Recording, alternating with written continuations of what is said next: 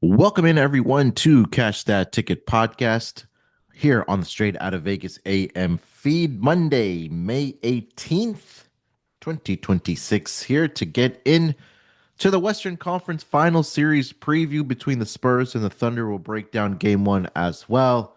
Of course, we know who's playing in the Eastern Conference Finals between the Cavs and the Knicks. We'll get to that tomorrow, since game one is happening in Madison Square Garden. Then we'll get on to some baseball as well, for the MLB action here starting on Monday. You guys a coupon code for pregame.com. And of course, as always, we'll wrap it up with best bets on this episode. But joining me, as always, to help me break everything down happening in the sporting world, I got Uncle Diamond Dave Essler here with me. Uncle Dave, how's it going, sir? It's going all right. Got a rebound from a Pistons team total loss last night.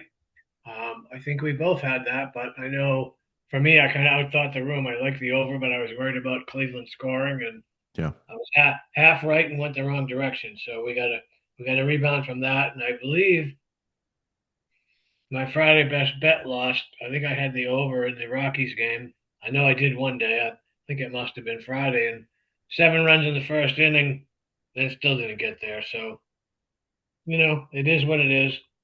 Um, just being real, and we will start winning again today. Yeah, it's a new day, it's a new week, it's new money week. Fortunately for me, my best bet Friday did get there after being on such a cold streak. I had the under in that, I believe the Red Sox and the Braves game on Friday. That one got to the window fairly easily. There was an opportunity for it to get into extra innings, and you typically know what happens when you're on an under and it gets to extra innings. It more times than not goes blow up in your face. But um, interesting weekend for my clients. It's weird to say, or people purchasing, the picks.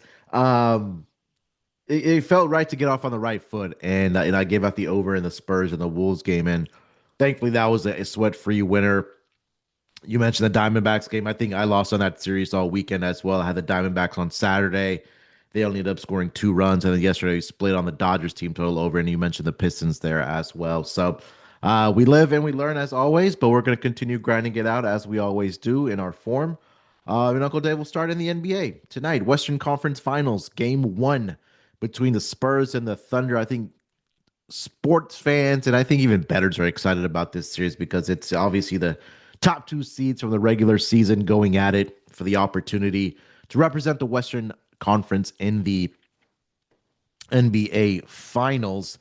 We'll start here with the series odds right now for this matchup. Let's see here, series prop. So right now on DraftKings, the Thunder are the minus 260 favorite to win the series. Spurs sitting at plus 210. That just tells me that I need to bet on the Spurs because as soon as I mentioned the Spurs, Uncle Dave's dog there started barking there. So if that's not a sign, then it is a sign for me to get on the Spurs here at plus 210. Looking at some of the other series props in this matchup. On the series spread, the Thunder -1.5 are -120. Spurs +1.5 are even money. Total games that the books are expecting here over 5.5 at -160 between the Thunder and the Spurs. First full season, Uncle Dave, where we've seen a healthy Wembanyama and the complement of players for the San Antonio Spurs. And I know the Thunder had been dealing with injuries not only in the postseason, but also dating back to the regular season, more and so with Jalen Williams. But these two teams matched up, I believe, 6 times during the regular season. And the Spurs won, I'm sorry, 5 times during the regular season. More so, one was obviously in the NBA Cup. But the Spurs did win 5 of those 6 matchups, four of the 5 matchups during the regular season here, Uncle Dave. But any thoughts on the series? If you have a series bet, if not, we could get into game one. And I'll go ahead and give you those lines here as well. So, game one tonight in Oklahoma City. The Thunder are a 6.5 point favorite with a total of 220.5 here, Uncle Dave. Yeah, tough one. I mean, you mentioned it. The Spurs have won 4 or 5, and I guess what's kind of interesting to me is in all 5 of those games, only once did both teams not score 100 points. The next to last game they played at home, Oklahoma City won 119 to 98, so it was close, right? And they scored. We'll just list them off: 222, 217, 219, 240, and 220. And I wonder, I would have thought this total would come down. I'd open 217 and a half ish, depending on where you look. And it's actually at several books now, at South Point, at MGM, at William Hill, at Westgate, 221 and a half, in spite of the majority of the tickets being on the under. So I don't know what to make of that. I still like the under, if I'm being honest, but um, the market doesn't agree. But then again, if I just followed the market like some people do, I'd be down a whole bunch of money. I guess I say that to say that okay, here's my case for OKC that in the last 20 plus years, teams with a week's rest are 26 and 11 straight up, 24 and 13 ATS, and so that would obviously bode well for Oklahoma City. Now on the flip side, the Spurs have been underdogs three times since the middle of January, and they covered or won all three of them. So there's your case for San Antonio. And I'm going to say that 6.5 points is too many. I mean, rust, yada yada yada. We could beat that one to death. But I just think that Oklahoma City is the more public of the two teams. I think I look back and see what the spreads were during the season, but I would say, if this game were played late in the season, in the regular season, with equal meaning to both teams, it'd probably only be 4.5. So I like San Antonio here. I don't love it, but I would have to take the Spurs. And Fanatics has a 7 up there. I wouldn't be surprised if a few other books do before this is all said and done.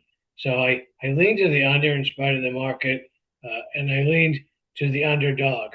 And I think if you bet the under and the underdog for the rest of your life, you come out ahead blindly. But that's kind of where I'm looking at here today. I'm hoping you agree with me. I like the Spurs for the series. I will bet them and am going to bet them at the best price available. I think I see a plus 220 on FanDuel. And it's not really what I saw during the regular season because obviously we know the playoffs is a different animal and we know the Thunder have the experience, Uncle Dave. Obviously the NBA champions from last year, but something that I talked about when we talked about the Wolves series game by game or even the entirety of the series was that I think the guard play for the Spurs in this series, I think it's going to be the difference, right? I know you've talked a lot about Dylan Harper. I like him as well. De'Aaron Fox, I think that's a big series. And Stephon Castle, who stepped up in a huge way in game six for the Spurs there. Yes, I know you have the MVP and SGA and all that pedigree with the supporting cast that they do there, but I think the attention for the defense of the Thunder in the series is going to be do everything to kind of slow down Wimby and not have them or have him go out and put up monstrous numbers and dominate the paint in X, Y, and Z. Where I do think that supporting role players around Wimby, I think that's going to be the difference in this series. And for the Spurs, they come in to this series playing at the second fastest pace of all the teams that qualified for the playoffs this year. So from what we saw in the first two series for OKC, Uncle Dave, between the Suns and the Wolves, I think you have to speed up this OKC team and not let their defense get set where they thrive in that half court defensive role there. So everything tells me I think this is going to be this first game is going to be the most important for the San Antonio Spurs. You mentioned it, right?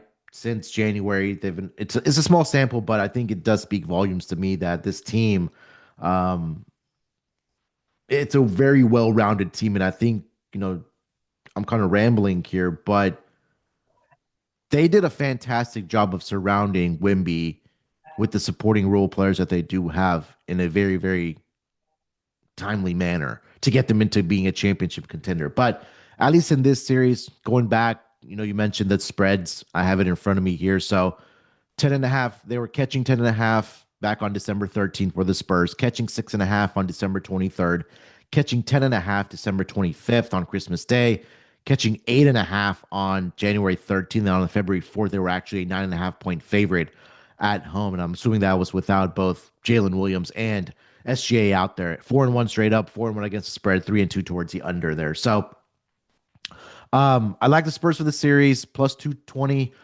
on that money line for game one. I do like them plus 6.5. I think this first game is very, very important for the Spurs to get out there to get a quick start and take a 1-0 lead in this series here. So plus 6.5 for me, and I like them to win this game outright as well here today in game one, Uncle Dave. Anything for side or total, or if any player props you're looking at for game one? Yeah, I mean it's a tough one. I mean, part of me likes Oklahoma City only because of their depth. I mean, they've got at times this season, guys like Caruso, Williams, and Mitchell coming off the bench, and I think that may be their advantage. But I'm thinking Ajay Mitchell over 13 points at minus 123 on DraftKings. He has had success against them. He's going to get his minutes. You have to think that they're not going to be able to stop SGA. You have to think that probably Castle and Williams get a little tighter defense. So I'm thinking a guy like AJ Mitchell sort of under the radar. I mean, he averaged over 14 on the season, so I think if I'm looking for my off-brand guys, which I would typically do, I would look at AJ Mitchell. Yeah, he's been instant offense for that Thunder team whenever he's coming off of the bench, primarily for that Thunder team. I'm looking at Stephon Castle. I thought this number would be a little bit lower on his points prop, Uncle Dave. It says sitting at 17.5, but he's had a lot of success against OKC scoring the basketball. 32, 22, 24, 19, 20, 14. And I know he's going to play the heavy minutes. I know he's going to get the volume there as well. I think it'll be interesting to see for the OKC Thunder defense on how they're going to be defending Wemby, especially in this first game here. Maybe that kind of sets a tone for the rest of the series. Or as I mentioned, that kind of opens up opportunities for guys like De'Aaron Fox, Stephon Castle, Dylan Harper, maybe even Harrison Barnes coming off of the bench. So it's something I'm going to keep an eye on is his 3 point prop throughout the series. I know he's not playing a lot of minutes for the Spurs, but I think that could be an interesting angle, as we, continue in this series. One more note, you mentioned the under for game one there. I mean, the trends are backing it up, right? So since last year for the Thunder in game ones in specific, they're 5-1 towards the under. And I don't know the market has moved against us on this total here up to seeing 221, 221 and a half now. But and also the Spurs, I think both game ones in this postseason, again, a very small sample, also 2-0 to the under there as well. So I'll probably stay away from the total here, shockingly, for game one. Just want to kind of see how these teams are playing. Maybe there's an in-game opportunity there, Uncle Dave. But yeah, under would be the look here for me between these two teams here. You got anything else for Spurs Thunder? Yeah, I mean, I'm kind of looking at that total, and are they basing it on what the OKC offense has done in the playoffs? And they've scored a ton of points, right? 119, 120, 121, 131 against Phoenix. Great. 108, 125, 131, 115 against the Lakers. Great. The Lakers don't play a whole lot of defense now. We know that. We've talked about that for a month. San Antonio does. So I definitely think the value's in the under. But Oklahoma City's been getting it done. And back to my AJ Mitchell. I mean, he didn't score. He's only scored less than 14 points once in the 8 games. So I think 13 is probably it looks like a gift, but we know how that goes. Oftentimes, gift horses are Trojan horses. But I do like that quite a bit. But I have to go back to I think that they're basing it off of what OKC has done in the playoffs, and there's certainly no reason to think that they won't again, except they're playing a team that can play defense. I think they will want to slow this game down. I mean, we know San Antonio doesn't want that to happen, but I think OKC kind of takes their eye of the ball, which would again tend to uh, lean me towards the under. So let's put a pin in that from Dave's perspective. All right. So there is again. We'll talk more about the series obviously as the games progress here, but officially, if you are looking for a series bet from myself, at least I do like the Spurs to win this series at plus 220 right now. Series spread is at plus 1.5 for the Spurs. Total games, I do think that this could be a series that we get to at least 6 games. It's a little bit juicy. Over 5.5 games at minus 160 in this series here, but I think my bigger bet would be on the Spurs to win this series against the Thunder. All right, so we'll talk about Eastern Conference tomorrow between the Cavs and the Knicks because that game one is tomorrow between those two teams to find out who will get to the NBA Finals representing the East. So we'll start being a little bit more baseball heavy going forward now because we only have one series to talk about each day in the NBA. So typically around Memorial Day weekend and heading into June, I think that's when, maybe the casual fan or better is going to start paying a little bit more attention to baseball as we enter the dog days of the summer, Uncle Dave. But let's start here. First game on the schedule I wanted to get to with you, the Reds and the Phillies here tonight in the city of brotherly love. I do see Nick Lodolo getting the start here for the Reds. Be Andrew Painter for the Phillies. Phillies are a minus 126 home favorite, plus 105 on the money line for the Reds, Uncle Dave. Total hovering between 9.5 juice to a 10. Currently over on DraftKings. Anything for Reds and Phillies here? You kind of have to like the over, I think. There was a time when I would never say that with Lodolo on the mound, but look what he's done since he's come back from injury. He has thrown 11 innings, 9 hits, 3 home runs, and 4 walks.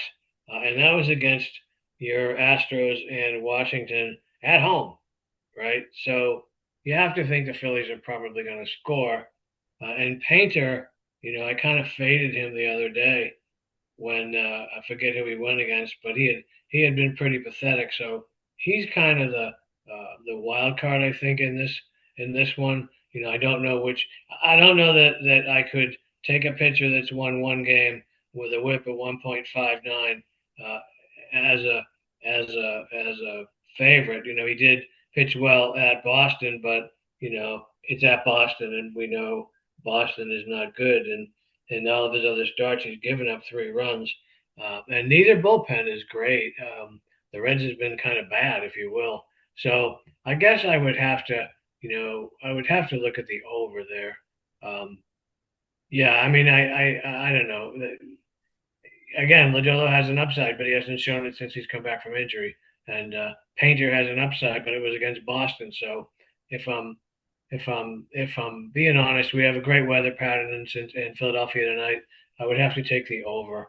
It's a bit SpongeBob, but I think it's probably the safest bet in that game. Yeah, is what you mentioned, right? Lodolo in his two starts this season has given up a total of 9 earned runs in 9 1/3 innings thus far. And both of those games have seen a combined double-digit runs being scored. The Astros scored 10 against the Reds not too long ago, back on May 8th. And then the Nationals and the Reds combined for 15 runs in that start that Nick Lodolo made there. So now a Phillies team that's swinging the bat pretty well, at least as of late. You mentioned the start that Andrew Painter had against the Red Sox, where I know the Red Sox aren't hitting the baseball right now, but prior to that, he gave up 8 earned runs to the A's in 3 2/3. He had three against the Marlins. So I think that the Reds maybe team total over. You get all 9 at bats with the road team here. Or again, I want to be opposed to that full game over as well. There is a 9.5 minus 122 right now, currently over on uh, FanDuel. If you want to get on that, there is a 10 reduced juice right now, minus 106, currently over on DraftKings.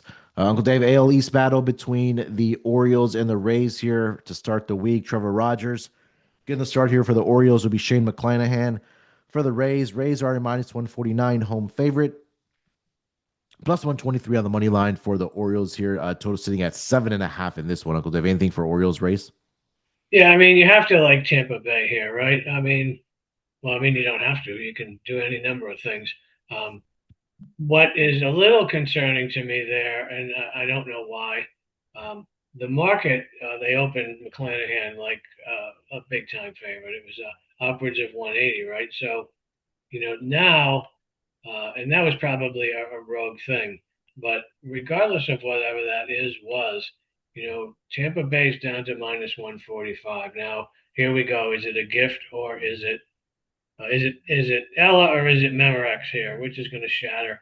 I mean, you have to know that if here we go again. If McClanahan's going to get hit, it's by somebody that knows him. Obviously, Baltimore does, being in the same division. I would love to back Trevor Rogers, but it makes it difficult when he's getting hammered. I mean, he's giving up runs to everybody. I mean, he gave up three to Boston in 1.2 innings. So I don't know. I guess, is it going to be a pitcher's duel? The market's kind of saying probably not. Um, I could almost get behind the first five over because they must think Baltimore's going to get some off of McClanahan with that line where it is. Having said that, I can't see Rogers just all of a sudden shutting down Tampa Bay. Now we know Tampa Bay is not an instant offense type team, nor is that park made for runs. But I think at 7.5, I might be able to get behind the over. And it's almost another one of those, I would almost, based on the line move, kind of blindly bet the Orioles on the run line. I mean, I doubt it's all that cheap with, well, it's plus 165 at circa, plus 180 almost elsewhere.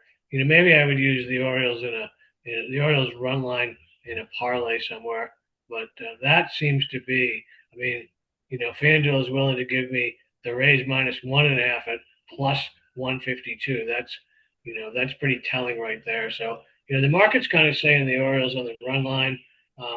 My work would tend to disagree, but I think if that would be the case, I would maybe I would take the Orioles on the run line and the over.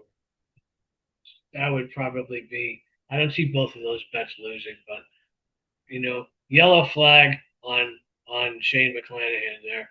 I'm not going to blindly follow him based on what the market's doing. I mean, I told you what the market's doing, and that's with over 80% of the tickets are on the Rays, as you would expect. Yeah. But as I always say, they don't build those big buildings in Las Vegas, or DraftKings doesn't have $100 million marketing budgets by giving away money. So be careful there with the Rays. Yeah, I think a lot of people just look at what McClanahan has done over his last four starts, not allowing a single earned run over that span, and say, oh, well, that's the form that he's going to continue in. And it's a possibility, right? But more times than not, I've seen that those first couple innings where a pitcher has been a recent or great form recently, typically has a inning or two where he gives up a couple runs there, and I think I fell for that trap against Erod on Saturday against the Rockies there. But yeah, look, he's in great form right now. He hasn't faced the Orioles obviously since the 2023 season with all the injuries that he's been dealing with over the past several seasons there, Uncle Dave. But the Rays have been a well-oiled machine, especially at home, because if you think they're going to win the game, it's more than likely they're also covering the run line there as well at minus 1.5, because they're 15-6 straight up at home and 16-5 on the run line there. So you mentioned, yeah, red flag for me. I'm going to put a red flag in this one for now because I feel like I had faded Trevor Rogers last week when he made that start for the Orioles, because I believe that was his first start of the season. Sorry, or coming back from the IL against the Yankees, where he gave up 6 earned runs in 4 innings and they lost the game 6-2 there. So I'll dig a little bit more into that game as well. Another two teams, Uncle Dave, that are going to be battling it out at Yankee Stadium. The Toronto Blue Jays are in town against the Yankees. I see Patrick Corbin getting the start here for the Jays. Will be Ryan Weathers for the Yankees. Yankees are a minus 175 home favorite, plus 144 on the money line for the Jays. Total hovering between 8.5 juice to the over. I see 9 right now on DraftKings, juice to the under at -115. But anything for Jays or Yankees? Yeah, I like the under here. I mean, Weathers has been good, right? I mean, he had that early start against the Angels where he did not do well, but he's been good, and what I look at, he had back-to-back starts against the Orioles, right? Gave up 3 runs in 5 innings, but then he turned around and only gave up 1 hit in 6 innings. Now, that is definitely taking advantage of recent turnaround thing that I talk about all the time. Now, what is a little concerning is his home runs, and that's not the park to be uh, giving up fly balls. He's going to strike people out, or he's going to give up home runs. So and we know Toronto can hit, right? But it's our boy Corbin, right? I mean, he's Yep. feast or famine more often than not, and he's kind of been feast uh, the Yep. last handful of starts. He hasn't really got hammered. He lost to the Rays, gave up 9 hits in 4 innings, but he pitched against the Rays his start before, gave up 2 hits, two runs in 5 innings. So he hasn't been absolutely getting killed, if you will. Now, yeah, and the Yankees have seen a ton of him, right? I mean, Corbin's been around long enough; everybody's seen a ton of him. So, perhaps I walk this back a little bit. Maybe I could get behind the over at 8.5. Now, there's some overs. Hard Rock, ESPN. Let's see. I think no, yeah, Hard Rock. Kind of probably be a road book at 8.5. I could get behind the over, based on what could happen with Weathers giving up home runs. Corbin's probably not going to shut down the Yankees. So if I'm talking that through, why even worry about the bullpens? Let's go for the first 5 over, which you can still get a 4.5 at a bunch of books. FanDuel is one of them, but it's already gone to 5 at several brick and mortar places, Circa, Westgate, William Hill, South Point. So in Vegas, it's already 5. It's juiced over, but I would go ahead and based on that, just take the 4.5 first 5 over. I think that would be the smartest bet in this game, and maybe, maybe just maybe I could probably get behind Toronto on the run line because I don't think Weathers is going to shut them down. They've been pretty good against left-handed pitching. So, of course, the Yankees have too. So, I say all that to land on the first 5 over. Think we're all kind of, or everybody, especially me, is kind of waiting for that blow up game from Patrick Corbin. And could it be here tonight in the Little League ballpark in Yankee Stadium? It's a possibility.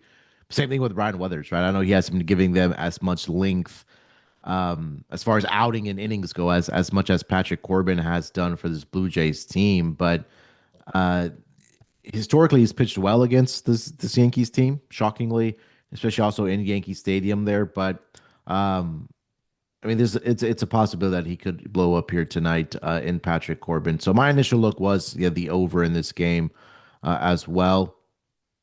But again, I'm not sure if I can trust the Blue Jays offense. They've really been inconsistent thus far this season here. So I'll root for you. I'll root for road those runs early. Maybe it's 3-2 by the end of the second inning, and you don't have to sweat it out as far as that first 5 over 4.5 does go there. But this could be a series where we do see runs at least coming from both teams sooner rather than later in the Jays and the Yankees. A couple other games I want to touch on here, Uncle Dave. We go to the late night. Obviously, we got NL West Dodgers and the Padres here tonight. Uh, Dodgers will be sending out Yamamoto in game one of the series. It'll be Michael King for the Padres. Padres are a home underdog at plus 128, -155 for Yamamoto and the Dodgers. Total sitting at a 7.5 here, Uncle Dave. Anything for Dodgers Padres? Yeah, I mean, I tell you what I won't do is I won't take the Dodgers. I mean, Yep. they're -155 because of the Dodgers, but if you look at what Yamamoto's doing, I mean, yeah, he's striking people out, but he's also giving up home runs. He gave up 3 to the Giants, right? Mhm. Uh, he also lost to the Giants back in April. Well, what do the Giants and the Padres have in common with the Dodgers? They're in the same division, right?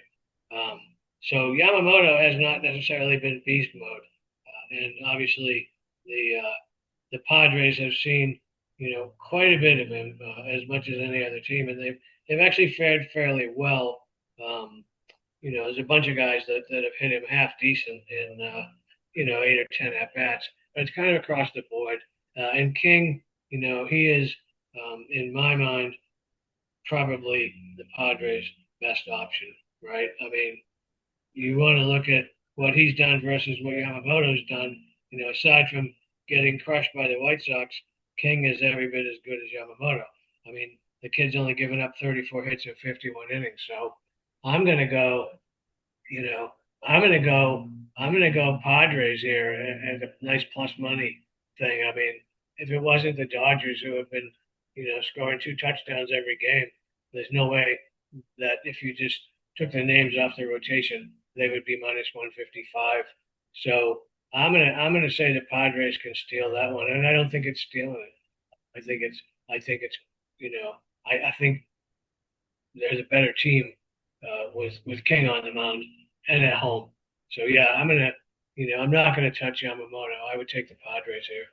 Yeah, he took the words right out of my mouth about Yamamoto. That on paper the surface numbers look really good for him, but it's the home run ball that really gets him into trouble. And you mentioned that he gave up the three there to the Giants, but he's given up runs. He's given up at least three earned runs in four straight starts. And the Dodgers have split those, excuse me, two games, 2-2, at least from win loss record. And historically against the Padres, hasn't been very good, right? 1-2 with a 6.38 ERA there, where Michael King has pretty good numbers against the Dodgers there as well in his appearances against his team. And he's put together two back-to-back good start against NL Central teams and the Cardinals and the Brewers there. So I think that can continue here for the Padres at a nice plus price here at home.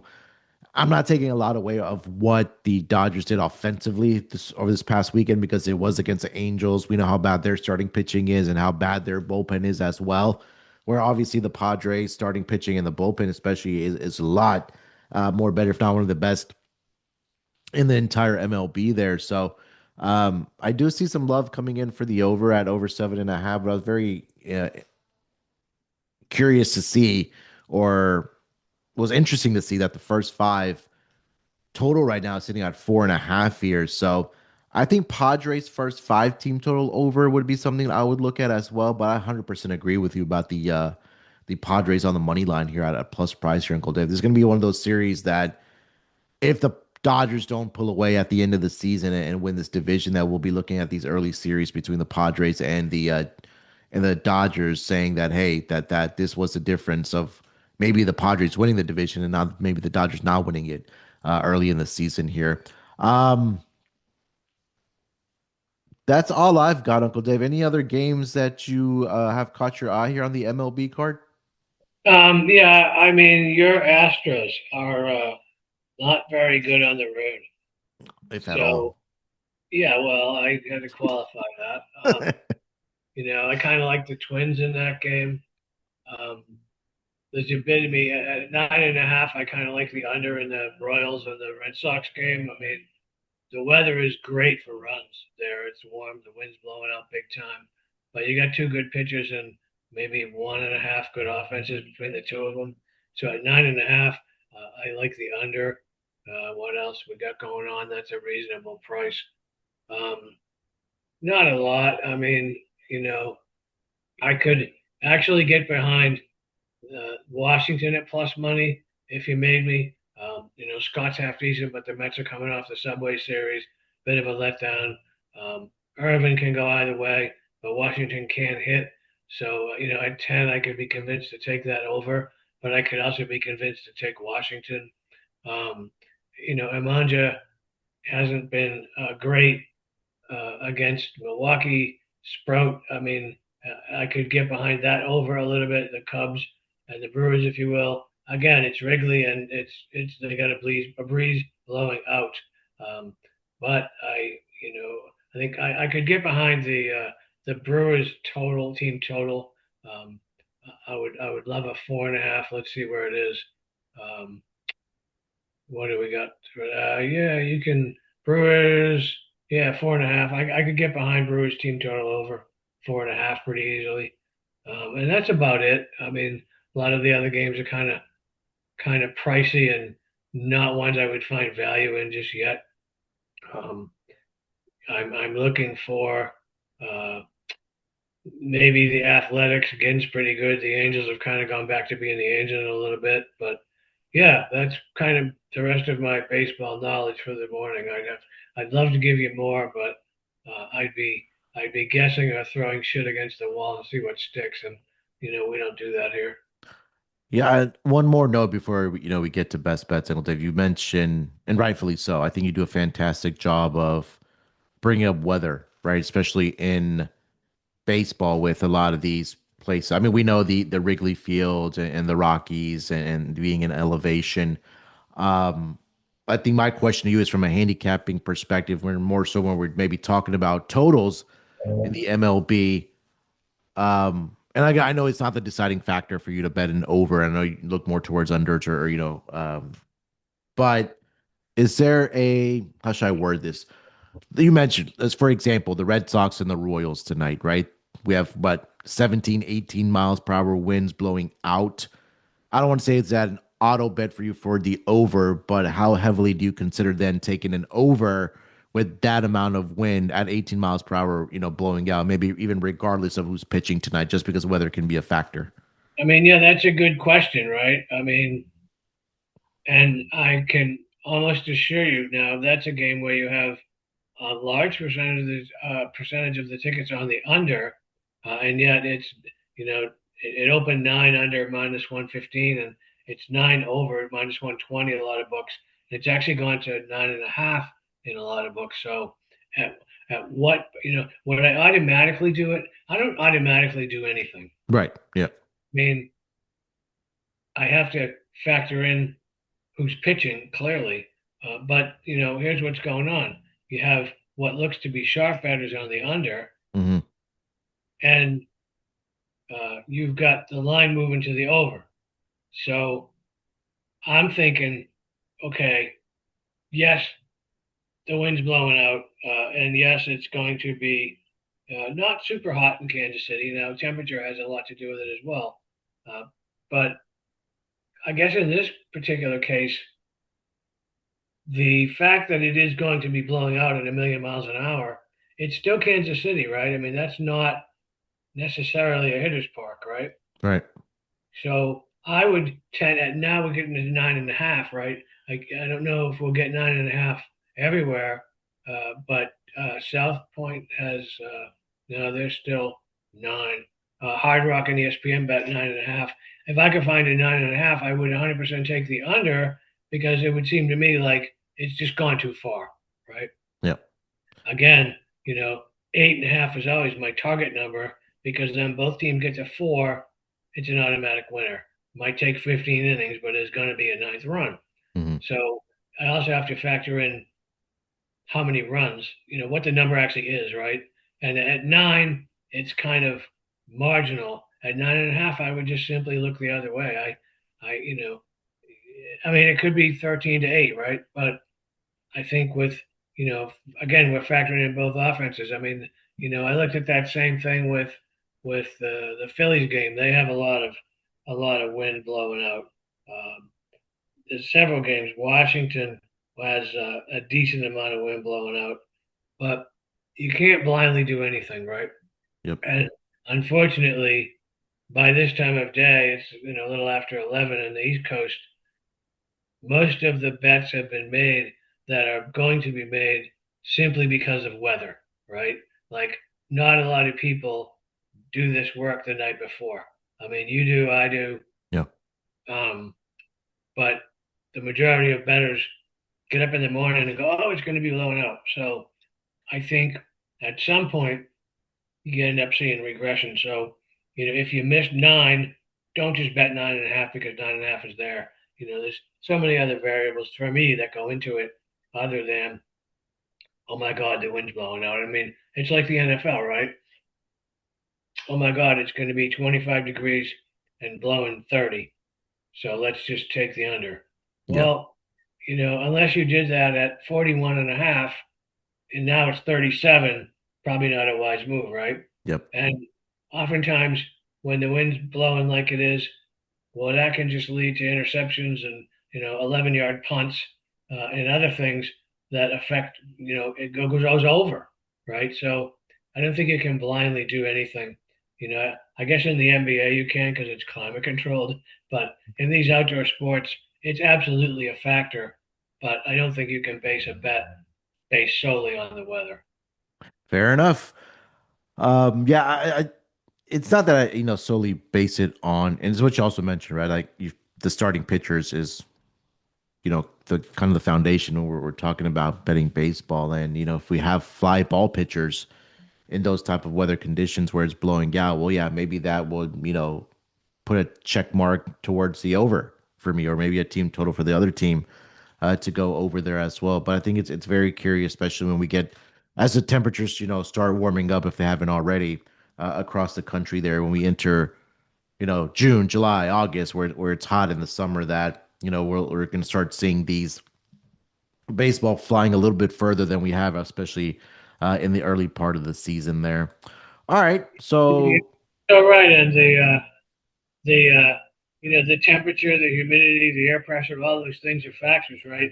And yeah, you mentioned temperature, so we're getting into middle of May, Colorado, right? Oh, let's just take the over. Well, Colorado is almost it's going to almost be cold enough to snow tonight. yeah, So there you go. yeah, I mean, to truly handicap a game, there's like even just weather. Oh, it's X temperature and it's blowing out. It's more than that. There's humidity, which is carry, and there's air pressure, which is carry. So, if you can't just look at it as, oh my God, it's 75 degrees with a 30-mile-an-hour wind blowing out. I'm going to take the over. Yeah. Unless you do it with a virgin line and you get an 8.5 or a 9. After that, it's almost too late. Yeah, speaking of that Rockies game, 56% chance of rain around, 40 degrees there. It seems like it'd be either delayed or it may get postponed here tonight. So, excuse me. Take that into consideration if you are betting the Rangers and the Rockies here tonight. All right, before we do get to best bets to wrap up this episode, just want to remind everybody to get over there to pregame.com and do us a favor, use that promo code RISE10, RISE10.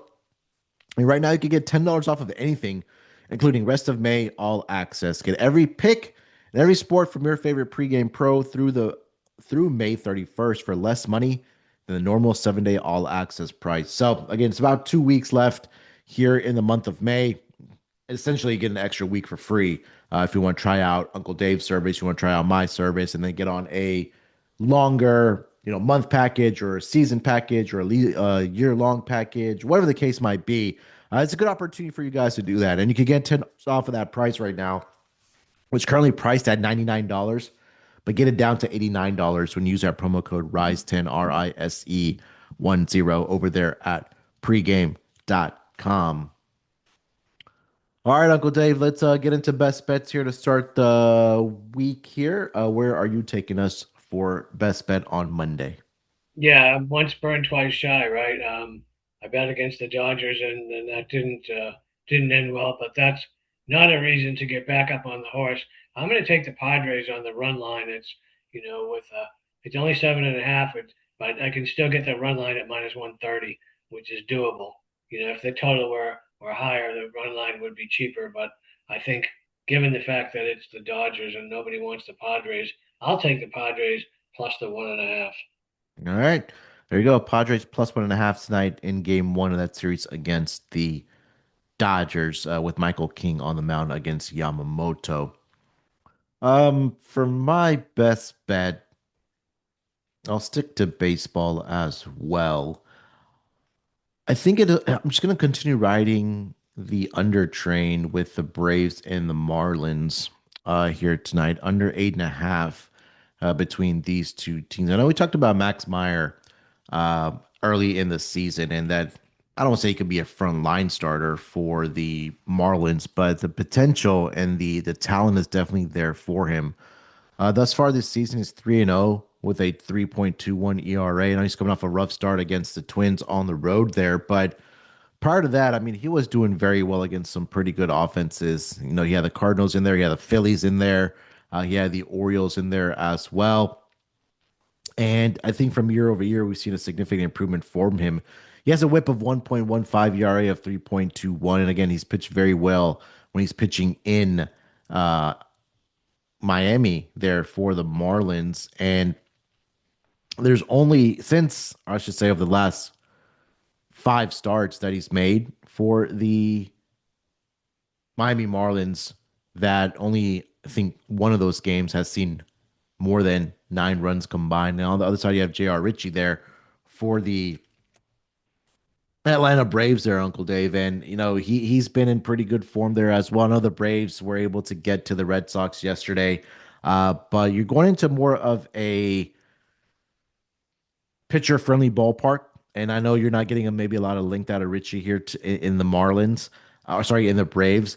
But the Marlins haven't seen him. And I think that's an advantage for him, right? Typically, when you don't see a team that's seen a pitcher, that advantage goes to the pitcher. And then the next time you see him, you see the batters making those adjustments against that pitcher again, especially those teams. Obviously, these two teams being in the same division. I think that's just going to go well for J.R. Ritchie here tonight. So I like the under here, under 8.5 right now. You could get it over on DraftKings. Pretty much consensus around the board. It's a little bit juiced towards the under at minus 114 right now. But I think runs could be at a premium in this game, maybe a 5-3 type of final where we just get it under here between these two teams here. So I'll take the under in the Braves and the Marlins matchup, under 8.5 for game one of this series between those two teams. All right, that's going to do it here for this edition of Cash That Ticket podcast here on Monday. We'll be back tomorrow. We'll talk about the Eastern Conference Finals between the Cavs and the Knicks. We'll get into more baseball, of course, as well. And as I've always mentioned, if there's something else you guys want us to cover here on the podcast, slide into our DMs, hit up us in the forums on pregame.com, send us a message on pregame.com, and we'll be able to maybe add that to you for you guys on this podcast. Uncle Dave, anything else for the listeners before we get our Mondays rolling? Yeah, I'm just going to endorse your under pick in the Braves and Marlins game. I hadn't really looked at that a whole lot, but now that I am looking at it, everybody and their brother seems to be on the Braves, right? But yet the market is moving towards the Marlins. So that also tells me that they probably aren't predicting the Marlins to just outscore the Braves.